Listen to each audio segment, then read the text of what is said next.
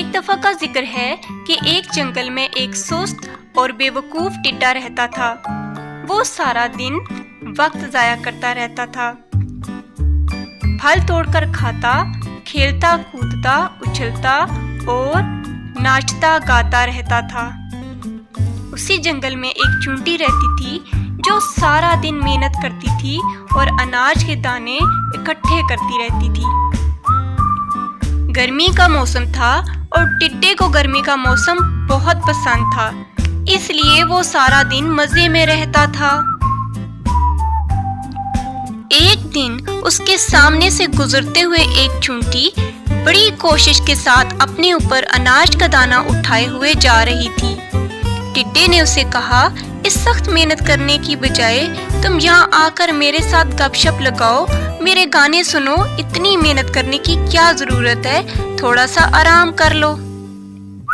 चींटी ने कहा, टिड्डे मियाँ, मैं सर्दियों के लिए खाना इकट्ठा कर रही हूँ और आपको भी तलकीन करती हूँ कि आप भी ऐसा करें। टिड्डे ने कहा, सर्दियों के लिए खाना क्यों, जबकि हमें अभी काफी मिकदार में खाना मुयस्सर है, तो खाना क्यों इकट्ठा करें। टिड्डे ने लापरवाही दिखाई और चींटी की बात का मजाक उड़ाया। चींटी गुस्से में चली गई।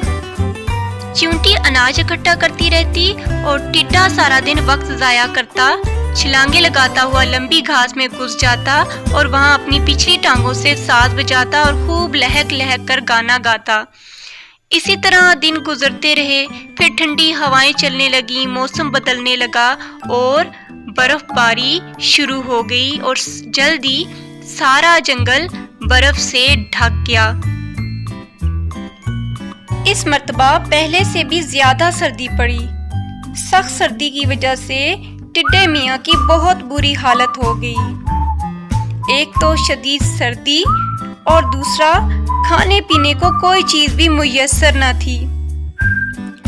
भूख की वजह से टिड्डे की बुरी हालत हो गई और वो बहुत कमजोर हो गया।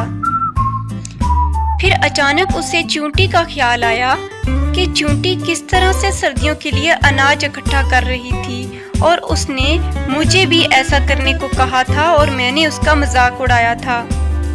वो वहां से उठा और उस चींटी की तलाश में निकला। काफी देर तक इतनी सर्दी में वो उस चींटी का घर तलाश करता रहा।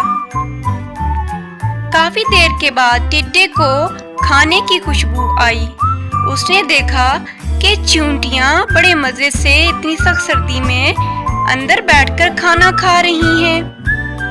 टिड्डे ने कहा कि मैं भी चींटी के पास जाऊंगा और उससे अपने लिए खाना मांगूंगा।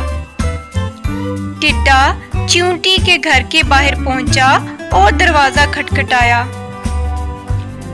चींटी जब बाहर आई तो रघु रोने लगा और कहने लगा कि मैं तुमसे बहुत शर्मिंदा हूँ। मैंने तुम्हारी नसीहत पर, तुम्हारी सलाह पर अमल नहीं किया और आज मैं सर्दी से और भूख से मर रहा हूँ। मेरी मदद करो, मुझे खाना खिला दो, वरना मैं भूख से मर जाऊंगा।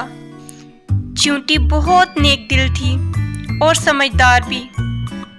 चींटी टिड्डे को अंदर ले गई, उसको खाना खिलाया और उसको समझाया कि हमें आने वाले वक्त की तैयारी कर लेनी चाहिए। टिड्डे ने कहा, हाँ तुम चींटी बहुत समझदार हो, मुझे तुम्हारी बात मान लेनी चाहिए थी। आइंदा मैं आने वाले वक्त के लिए तैयार रहूंगा। फिर टिड्डे ने चींटी का शुक्रिया अदा किया। तो इस कहानी से हमने क्या सबक सीखा? इस कहानी से हमने सबक सीखा कि हमें वक्त जाया नहीं करना चाहिए। हमने सीखा कि हमें आने वाले वक्त के लिए तैयारी करनी चाहिए और हमने सीखा कि मेहनत कभी रायगा नहीं जाती। जैसे कि चींटी की मेहनत जो है वो जाया नहीं गई, उसको फायदा हुआ अपनी मेहनत से। और हमें ये भी सबक हासिल हुआ कि मुश्किल वक्त में हमें दूसरों की मदद करनी चाहिए, जैसा कि चींटी ने टिड्डे की।